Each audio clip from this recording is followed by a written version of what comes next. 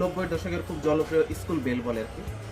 তো এটা Japan, Korea, Indonesia এই সকল দেশেও খুব বেশি প্রচলিত ছিল। এটা ২টা মেটালের হয়ে থাকে। একটা হচ্ছে কাঁসা আর একটা হচ্ছে পিতল। তো আমার হাতে যেটা আছে এটা সম্পূর্ণ কাঁসার তৈরি।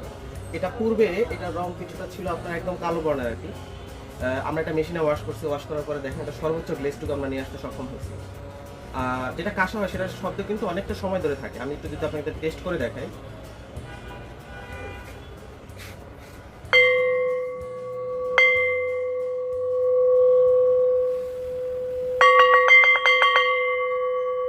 এটা সাউন্ডটা কিন্তু অনেক লং, মানে একটা বাড়ি দিলে আপনার শব্দটা অনেকক্ষণ ধরে এটা বাজবে। এটা হচ্ছে কাঁসার তৈরি।